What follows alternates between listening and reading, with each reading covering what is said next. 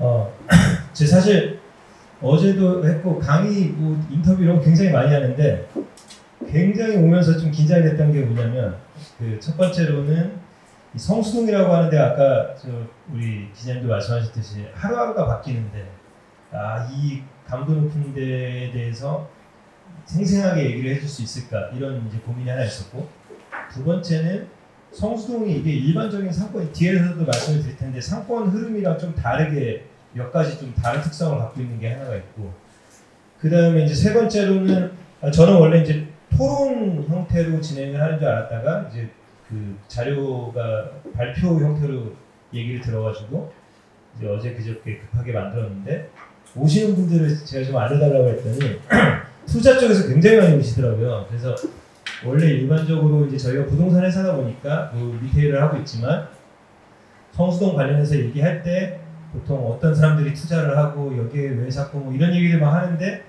큰일 나겠다 그래가지고 어저께 하루 동안에 완전히 리테일 얘기만 해야 되겠다로 이렇게 바꿔가지고 왔거든요. 그래서 그냥 편하게 사실 저희는 그래서 이제 제가 오늘 남신구이사랑 같이 왔는데, 남신구이사는 뭐 여기 사실 매일 브랜드들이랑 같이 투어를 하고 지금도 사실 뭐 계약했는데 아직 오픈하지 않은 브랜드도 있고 들어오려고 하는 브랜드도 있고 또 해외에서 브랜드들 올 때마다 성수동 투어 같이 하고 있기 때문에 누구보다도 사실 미래에 어떤 브랜드들이 들어올지 이런 것들 잘 아실 것 같아서 오히려 저보다 훨씬 더 전문가를 모시고 왔습니다. 그래서 궁금하신 거를 더 많이 듣는 그런 시간을 한번 가져봤으면 좋겠고요.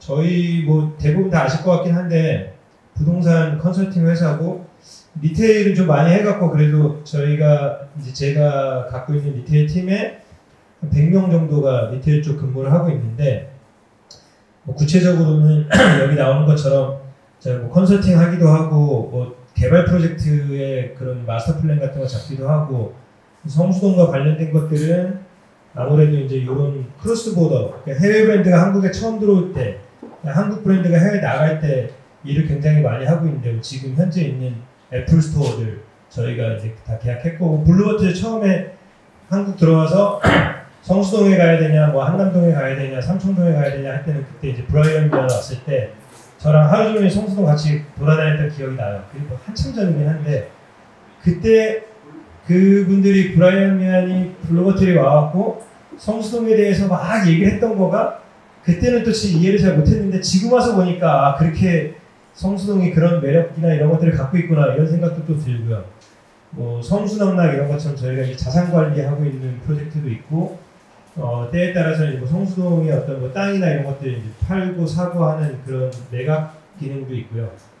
그 다음에 이쪽이 이제 그 해외 브랜드만 한다 그러면 요쪽 제가 이제 그 임차자분, 사실 우리 이제 남신구이사는 2개 다 총괄 하고 있는데요. 저희가 뭐 무신사 같은 경우에 플랫폼 이제 나와서 그 뭐 홍대, 강남역 이번에도 홍대 하나 또 계약했는데, 그 다음에 현재 하여튼 무신사 스탠다드 나와 있는 것들, 새롭게 나아가는 컨셉 이런 것들은 저희 쪽에서 계약을 계속 진행을 하고 있고요. 그런 일들을 하고 있고, 저는 이 일을 한 16년 정도 했습니다. 그래서 푸시먼에서 초창기부터 계속 있었고, 저희 이제 남신구이사도 저랑 이제 12년 동안 이 일을 같이 하고 있고요.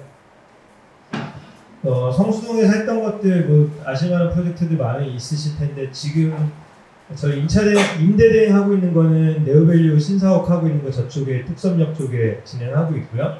성수역 바로 길 건너 LCDC에서 건너가면은 그 포르쉐 팝업 스토어 하고 있는데, 요거는 향후에도 이제 어떻게 개발할지 이런 것들도 같이 그 땅 주인이랑 같이 진행을 하고 있고, 블루버틀 아까 말씀드렸고 1호점, 그 다음에 뭐 한성 같은 데서 진행하고 있는 성수동 프로젝트들, 이제 대기업이나 해외 브랜드들이 들어오기 시작했기 때문에 과거에는 또 저희의 영역이 아닌 아주 직접 부티크하고 핫한 브랜드들이 성수동을 이렇게 차지하고 있었다 그러면 지금 이제 상권이 조금 더 올라가서 제가 한 3달, 4달 전까지만 하더라도 인터뷰 나가갖고 성수동이 핫한 걸로는 모르겠으나 상권은 사실 10년 됐고 사람의 나이로 치면은 지금 한 유치원생 정도밖에 안 되는 것 같다 이런 얘기를 한 적이 있어요. 다른 데서.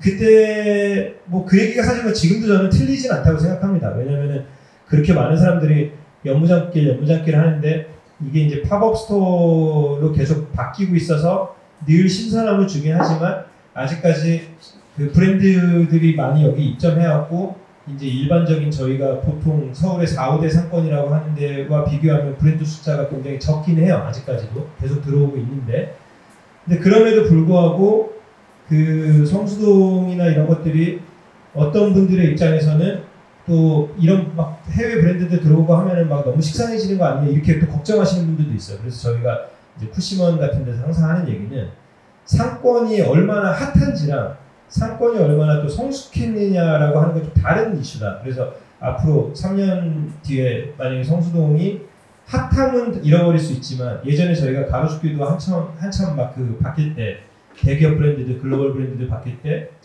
저희 그 남신구 이사가 칼럼 쓴 적이 있어요. 그 많던 가로수길에 미녀들은 다 어디로 갔을까 이렇게 해갖고.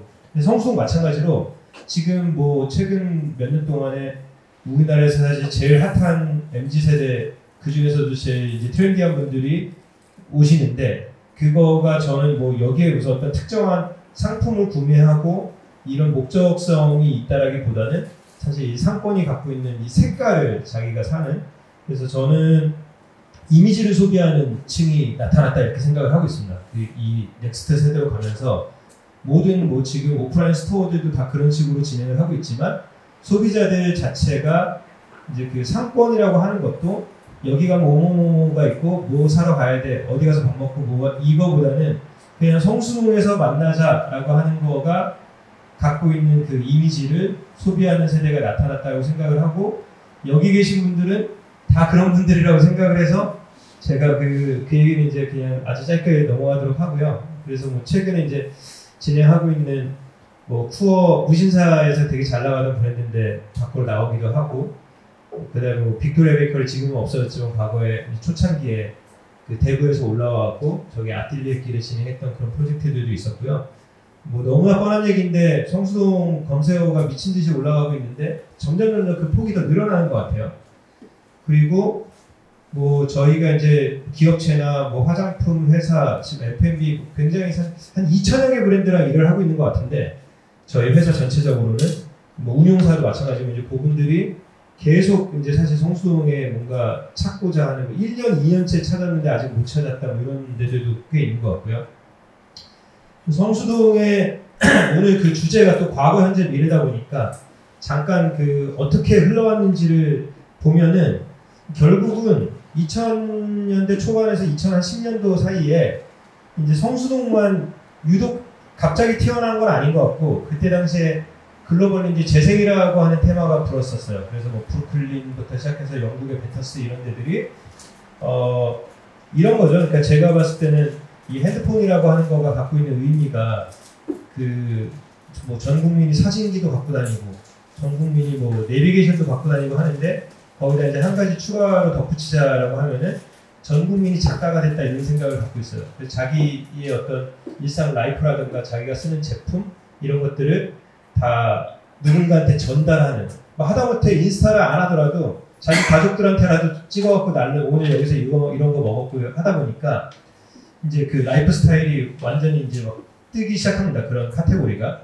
제가 지금 입고 있는 양복은 뭐 되게 싸구려긴 한데 제가 만약에 키톤 양복을 한 2천만 원짜리를 입고 있다라고 하더라도 이게 저랑 안 어울리면 옷이나 어떤 물품이나 이런 것들은 안 어울리면 사실은 이게 그렇게 빛을 발하지 못하는 것 같은데 제가 뭐 다니는 어떤 뭐 식당 그 다음에 뭐 어떤 파티 아니면은 뭐 하다못해 제가 집에서 쓰는 비누 무슨 뭐 볼펜 이런 것들이 예전에는 그냥 다 자기 만족이었는데 지금 그게 다 나를 어떻게 포장해갖고 남들한테 쇼잉하는 그런 도구로 쓰이다 보니까 이제 그 오프라인 리테일들도 전부 다 경험 소비로 가고 있고 그렇게 되다 보니까 이제 팝업이라는 걸로 저는 체험형 매장이라고 하는 것도 요즘에 체험형 매장 너무 식상하다 이렇게 생각을 하거든요. 체험형 매장은 만져보고 사라는 얘기인데 경험형 매장이라고 생각을 합니다. 그래서 성수동에 그동안 지난 몇 년간 했던 수없이 많은 팝업들 그중에 무슨 뭐 시몬스도 있었고 뭐 그런 명품 샵들도 있었고 이런 데들 에르메스, 루이비통, 샤넬 다 성수동에서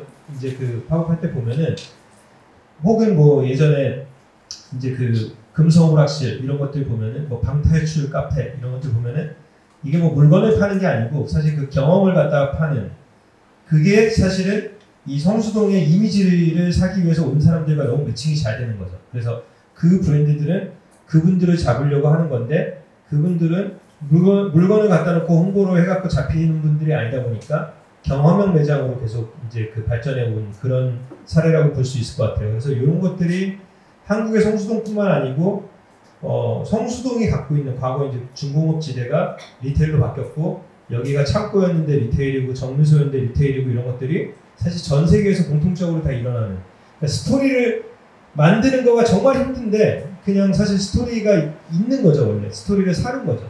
뭐 카페 어니언 이런 데 처음에 생겼을 때 사람들이 가갖고 언제까지 뭐 했었고 언제까지 뭐 했었고 이런 것들을 보면서 대림창고도 마찬가지고 그렇게 이제 성수동이 발전이 된 것 같고요.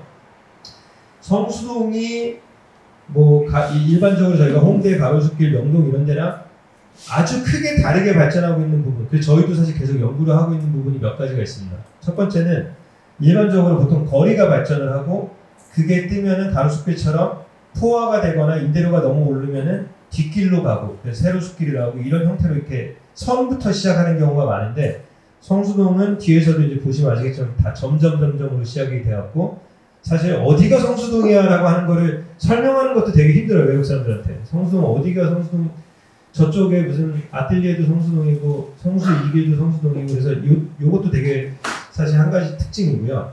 두 번째는 제가 아까 말씀드렸듯이 모든 상권의 발달 속도 그 성장 과정이라는 게 있어요. 그래서 맨 처음에 제일 뭐 핫한 F&B 선수들부터 시작을 해갖고 그런 분들이 이제 처음에 들어와서 이 트렌디 세터들이 모이기 시작하게 되면 그런 뭐 편집샵이나 부티크 그런 소품샵 이런 것들이 들어오고 거기서 이제 조금 더 올라가게 되면 뭐 조금 가볍게 매장을 낼 수 있는 매장을 크게 안 쓰는 뭐 화장품 업체들이나 이런 데들이 뭐 해외에서 들어오거나 한국에 이제 뭐 기업들이 그런 것들을 내거나 하다가 조금 더 이제 글로벌리 굉장히 그 유명한 브랜드들, 인터내셔널 브랜드들 무슨 뭐 패션으로 치면은 랄프로렌이라든가 명품이라든가 아니면 뭐 애플스토어라든가 이런 것들이 들어오면서 동시에 한국의 뭐 제일모직, LG패션 이런 데들이 같이 들어와서 경합을 하다가 그때쯤 되면 이제 임대료가 굉장히 올라서 거기서 또 일반적으로 이제 신문이나 이런 데서는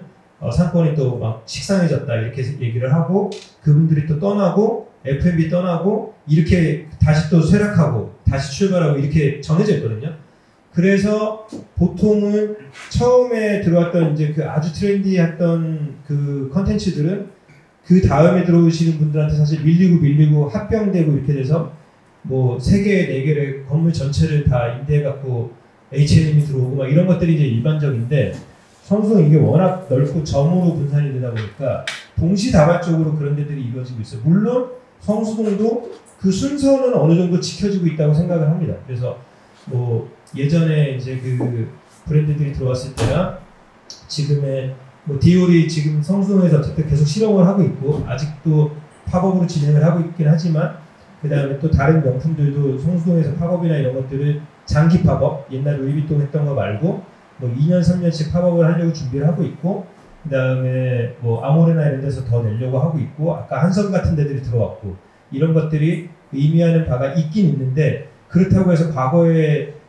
처음에 들어왔던 분들이 다 나갔냐? 아직도 굉장히 사실 연무장길 걸어가다 보면은 뭐 그 네컷 사진관이 제일 많고 여전히 그래서 수없이 아직은 뭐 브랜드로 이루어진 길이 생기지 않은 형태. 그래서 저는 뭐 이게 성수동의 사실 미래가 밝다라고 생각하는 것 중에 하나인 것 같고요. 이거 제가 지금 말씀드린 걸 그냥 표로 정리해 놓은 건데 2012년에 그때 대림창고 처음 생겼고 팝업 스토어라고 하는 개념도 그때 막 몇 개 생기다가 16년, 19년에 코로나 이전 때 사실 핫플레이스가 이미 됐고요. 근데 되게 독특하게 코로나 때 다른 상권들이 다 굉장히 타격을 입었는데 여기는 매출이 80% 성장을 했고 그래서 코로나 때도 굉장히 많은 브랜드들이 오픈을 했고 코로나가 끝나고 나면서 완전 이제 폭발하고 있는 그런 단계라고 보시면 될 것 같아요. 그래서 제가 사실은 뭐 저희가 뭐 1시간 강의하러 온 게 아니고 얘기하러 왔기 때문에 요거 그냥 아주 간단하게 제가 여태까지 말씀드린 것들을 그냥 쭉 설명인데요. 처음에 이제 태동기에 뭐 대림창고 해서 저희가 여기서 보면은 오른쪽에 보면은 제가 뭐 그때도 남신구 이사랑 같이 왔었는데 H&M 같은 데서 이제 뭐 마르지엘라랑 같이 팝업하고 하는 것들이 이제 초창기였던 것 같고요. 1.5기라고 한 거는 1기와 2기라고 하지 않은 거는 사실 그런 비슷한 형태에서 더 핫한 브랜드들이 엄청나게 많이 들어왔죠. 그래서 상권의 발달 단계에서 아이가 이제 뭐 중학교에 들어간 건 아니고 초등학교 단계에서 굉장히 여러 가지를 많이 했었죠. 그때 이제 그 카페들, 뭐 벨벳 트렁크 같은 패션 처음에 들어올 때 성수동이라고 사실 사람들이 많이 했었죠. 패션 학교에 있던 사람들이 원래 가로수길에 있다가 성수동도 그러면서 이제 주변에 있는 다른 패션 브랜드들이 나도 성수동 같은데 뭘 하나 해볼까라고 하는데 검증은 안 됐고 그 다음에 저희가 뭐 길이 딱 있는 것도 아니고 어디에 들어가야 돼? 지금도 사실 브랜드들이 어디에 들어가야 되라고 하는 거를 되게 많이 하고 있는데 뭐 블루버틀 처음에 왔을 때 근데 그 브라이언 미안 같은 경우는 아예 찍어서 성수동을 얘기를 했었습니다. 그때 이런 본인들이 생각하는 가치나 이런 것들하고 너무나 잘 어울리는 동네다 이렇게 해서 이제 빨간 벽돌로 들어갔었고 아모레 퍼시픽 이런 것들이 1.5기 때 들어왔었고 그래서 나중에 이거는 뭐 공유가 가능한 자료니까 여기 있는 브랜드들 하나하나 설명드리기 좀 그렇고요. 이런 것들이 이제 그 계속 성수동에서 확장을 하다가 점이 이제 선으로 넘어가는 시기 그래서 특히나 이제 코로나 남들이 이제 최악의 악재일 때 성수동은 엄청나게 사실 올라갔고 저희가 빅데이터를 매년 돈 주고 아예 시스템을 사고 있기 때문에 사실 매출도 그냥 그 어떤 매장들에서 얼마 나오는지 다 컨설팅 보고서나 이런 데 나가고 있는데 성수동 보면은 되게 좀 막 섞여 있어요. 네, 과거에 있던 집들 뭐 여전히 감자탕 이런 데도 줄 서고 있고 뭐 디올이나 새로 생기는 팝업 이런 것들이 워낙 많이 섞여 있는 그런 형태를 보이고 있고요.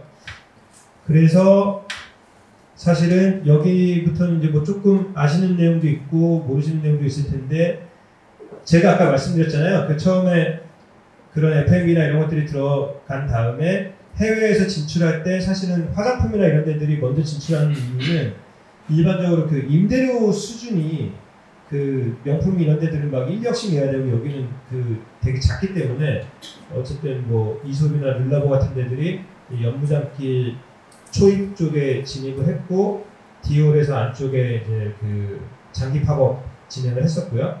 뭐 무신사 같은 데서 매입해서 매장을 내고 29cm 같은 플랫폼들도 밖으로 나오는 그런 것들이 일어나고 있고 요거 여기서 잠깐 한마디 드리면 해외 브랜드들이 저희가 얘기하면 한국이 상권의 색깔이 너무 명확해서 명동, 메스, 홍대, 영앤트렌드 그 다음에 뭐 청담 럭셔리 럭셔리라고 해서 안 보고 그냥 나는 무조건 럭셔리 상권에 들어가면 돼 라고 들어가면은 이제 그 에버크럼비가 되는 거고요. 그래서 막상 와서 보면은 럭셔리인데 이게 긴자도 아니고 힙스에비뉴도 아니고 이거는 그냥 세상에서 처음 본 럭셔리 상권이네 이렇게 얘기들을 많이 하세요. 근데 이제 럭셔리라고 하는 카테고리도 예전에는 다 뭐 패션, 핸드백 이런 거였었는데 요즘에 럭셔리가 얼마나 많습니까? 그 MZ세대를 타겟으로 한 프리미엄, 플렉스 소비를 위한 수없이 많은 브랜드들이 한국에 들어오고 뭐 한국에서도 만들어지고 있는데 이분들이 뭔가 내려고 하다 보니까 청담은 아닌데 홍대는 또 아닌 것 같아요. 들어갈 데가 없어요. 그래서 예전에 인디텍스만 하더라도 마시모도 뛰는 가로수길, 뭐 그 다음에 벌식하는 홍대, 잘하는 명동 이렇게 딱 들어갔는데 그냥 상권 딱 정해져 있어요 우리나라는. 그래서 여기 들어 청담동에 매장을 냈다 그러면은 뭐 향수 매장을 냈다 그러면 사람들은 그냥 저건 명품인가 보다 이렇게 생각할 정도로 상권의 색깔이 분명하게 정해져 있는데 이 브랜드들 입장에서는 힙앤 럭셔리를 섞고 싶은 거예요 자기는. 럭셔리인데 청담동에서 저같이 양복 입은 사람이 인사하는 럭셔리는 아니고 싶은 브랜드들이 그동안에는 없다가 원래 가로수길이 있긴 했죠. 근데 가로수길도 사실 뭐 SPA 브랜드들이 다 들어오고 하면서 조금 좀 이게 바뀌었고 그러다가 이제 한남 성수라고 하는 거 두 개를 찾아내게 되죠. 그래서 성수는 아까 제가 말씀드린 여러 가지 부분들 한남동은 한쪽은 럭셔리 주거 한쪽은 이태원 그래서 이제 그 두 개를 굉장히 막 딥하게 파면서 플랫폼 브랜드들이나 이런 데들도 이쪽으로 많이 나오고 있고 제가 봤을 때는 앞으로 생겨나는 이건 지금 다 계약은 다 된 브랜드들이라서 제가 그냥 사실 오픈해도 되는 거거든요. 뭐 키스나 톰 그레이언드나 뭐 쿠어 이런 브랜드들이 성수동에 이제 오픈을 하게 되면 제가 봤을 때는 이 전체적인 객단가는 좀 올라가지 않을까 싶습니다. 그래서 약간 프리미엄 쪽으로도 가지 않을까라고 하는 생각을 갖고 있고요. 역시 마찬가지로 그게 오른쪽에 이제 브랜드 맵으로 해갖고 몇 년도에 어디가 오픈했는지 쭉 나와 있는데 이것도 마찬가지로 그냥 나중에 한번 보시면 될 것 같고 이제 그 3기로 넘어가는데 3기는 이제 미래에 대한 얘기인데 미래는 성수동 지금 어떤 변화가 있냐면 일반적으로 저희가 상권이라고 하면 아예 홍대나 그 뭐 가로수길이나 이런 그 외부에서 오는 그런 상권이 있고 보통은 이제 주거나 이런 뭐 교통, 요지 이런 것들 중심으로 해갖고 외부에서 오는 상권 아니면은 이제 그 상주 인구들을 대상으로 하는 뭐 명동이나 이런 데들은 다 있긴 하지만 그렇게 저희가 상권을 좀 나누는데 성수동은 원래부터 성수동이라는 이미지가 먼저 뜨다가 옆에 주거가 엄청나게 생겼는데 지금 이제 앞으로는 오피스가 엄청나게 생기죠. 그건 이제 뒤에서 말씀해 주실 거니까. 오피스 개발들이 많이 일어나고 있고 오피스에 굉장히 사실은 그 어떤 양질의 소비자라고 해야 되나 그런 분들이 쏟아져 들어오기 때문에 이 상주 인구와 오피스 아케이드와 기존의 그 점들이 모인 선이 만드는 그 세 가지의 이 믹스 이런 변화들이 앞으로 어떻게 일어날지 주목을 좀 해봐야 될 것 같고요. 아까 제가 점에서 선으로 가면서 연무장길 잠깐 언급만 했는데 최근의 트렌드는 모든 브랜드들이 이제 점점점점으로 들어가다가 선으로 이제 만들어지는 것 같아요. 그래서 요즘에는 사실은 거의 다 연무장에서 이어지는 그 LCDC까지 이어지는 스트립 여기 아니면은 또 안 보려고 하는 브랜드들도 굉장히 많습니다. 과거에는 저쪽도 보고 이쪽도 보고 막 왔다 갔다 했었는데 지금은 연무장이라고 하는 거가 이제 선이 되는구나 이런 느낌이 좀 들고 최근에 또 생기는 브랜드들이나 올 때마다 바뀌는 팝업 스토어 이런 것들도 연무장길에 생겨나고 있고요. 그 나아가서는 제가 뭐 마지막으로 한 말씀만 더 드리면 이제 그 이런 얘기를 생각을 해서 리테일의 약간 미래를 좀 고민해 보면 성수동뿐만 아니고 결국은 사람들이 사실 뭐 넷플릭스나 이런 것들을 맨날 밤마다 저도 들어가서 보는 거는 1등부터 10등까지 뭐가 있을지 맨날 새로운 콘텐츠들이 올라오기 때문인데 거리에 사람들이 되게 식상하고 떴다 졌다 하는 것들은 거기 가면 너무 뻔하기 때문에 이게 사실 뭐 백화점이나 쇼핑몰도 그나마 그래도 백화점은 계속 사시사철 이걸 바꾸는데 애들을 거리라고 하는 거는 계약 기간 다 5년 10년인데 한번 세팅이 되면은 뭐 가로수길이라고 뭐 있는지 뻔히 다 알잖아요. 뭐가 생기면은 모르겠지만 그런데 이 팝업 스토어라고 하는 거를 전문적으로 하는 이런 그 플랫폼들과 건물들이 생기면서 약간 그 거리 자체가 OTT화가 되지 않을까 이런 생각도 갖고 있습니다. 그래서 갈 때마다 이게 뭔가 지난번에 왔을 때랑은 완전히 다른 컨텐츠로 내가 이렇게 넷플릭스를 열어보는 것 같은 느낌을 주는 그런 거리들이 미래에 생겨나지 않을까라고 생각을 하고 있고요. 그런 거리가 만약에 생겨난다라고 하면 그게 이제 성수동 연무장길이 아닐까 이렇게 생각을 하고 있어요. 그래서 여기는 뭐 아까처럼 굉장히 큰 브랜드들도 몇 개 더 들어오겠지만 그 외에도 그 팝업 스토어들이 계속 만드는 어떻게 보면 앵커가 팝업 스토어가 될 수도 있는 제가 명동이나 이런 데 설명하면서 명동의 앵커는 사실은 가운데 있는 그 뭐라 그러죠? 거기 이제 상인들이라고 얘기를 하거든요. 그 브랜드들 너무너무 싫어하는데 가린다고 실제 그분들이 있으니까 계속 어떤 재미나 이런 것들이 있지 않나 이렇게 생각을 하는데 여기에 그 팝업 스토어가 그런 기능들을 해주고 있지 않나라고 생각을 하고 있고요. 그래서 뭐 최근에 제 대림창고 그때 한참 막 처음 뜨기 시작할 때 그 앞에 땅들이 몇 개 나왔는데 뭐 이제 막 소개도 시켜드리고 할 때 1,500에서 2,000 사이 정도 됐던 것 같은데 지금 이제 2억을 넘어왔고 아직까지 그래도 2억대 중반에 거래가 되는 것들은 초중반에 거래가 되는 것들은 개인의 영역이긴 한데요. 어쨌든 또 여기 들어와 있는 이제 수없이 많은 기관들 다 엑시트 하실 거기 때문에 뭐 많이는 아니더라도 어쨌든 그 지대도 계속 조금씩 상승하고 있다라고 이렇게 보여지는 걸로 일단은 그 발표는 마치고요. 그다음에 혹시 여기서 궁금하신 거나 그냥 편하게 성수동 관련된 리테일 얘기 말씀 주시면은 저희 남신구 이사께서 설명 드리도록 하겠습니다. 감사합니다.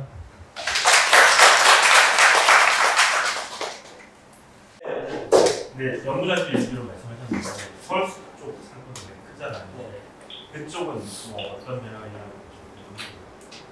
성수 너 말씀 주시죠. 이게 리테일적으로는 과거에는 사실은 두 군데를 동시에 많이 보셨어요. 연무장을 리테일 브랜드들이 선호를 하지만 연무장에 사실 막상 오시면 적합한 물건이 없으면은 이제 안쪽을 보시는 거예요. 근데 이제 이게 시간이 계속되는 과정에서 그 서울숲 쪽의 아뜰리에끼리 일단 바람 면적들이 좀 작아요. 다 꼬마 빌딩들이다 보니까 한 층 기준으로 뭐 다 털어낸다 하더라도 뭐 30평, 40평. 그러면 패션 브랜드가 매장을 내려면 5, 60평은 돼야지 매장 그 제품도 넣고 피팅룸도 넣고 재고도 넣고 운영이 되는데 3, 40평을 가지고 들어가기에는 좀 약한 거예요. 그러니까 이런 것들이 연무장으로 좀 집중하게 되는 좀 역할들을 하고 거기다가 이제 아까 화장품들이 초반에 조금 손쉽게 들어올 수 있는데 코스메틱에 대한 또 규제 같은 것들이 이제 아틀리에는 있다 보니까 또 여기는 못 들어가는 곳들이네. 그러니까 처음에는 약간 연무장이 약간 이기고 있고 아틀리에가 약간 이제 지금 상황에서 지금은 이게 이러다가 다시 연무장에 디올부터 시작해서 몰리니까 브랜드들의 중심은 연무장으로 완전히 넘어간 게 느껴지고 서울숲의 상권은 대신 그 단위 면적당 엄청난 트래픽에 대한 요 강점을 갖고 있어요.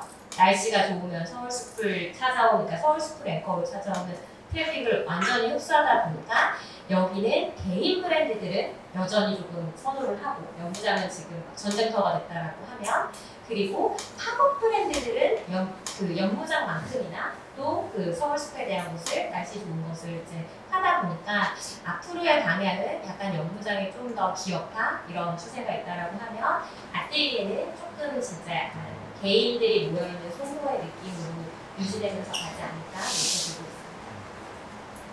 제가 디오로 옆에 젠틀몬스터도 작업을 하나 있더라고요.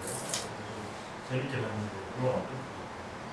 그 연무장을 이제 찾으면서 그 브랜드들이 이제 연무장 길과 디오를 중심으로 지금 뭐 아까 제가 전쟁이라고 표현했는데 엄청난 경합을 이루고 있어요. 그러니까 이제 가장 선호하는 지역이 이미 여기가 된 거고요.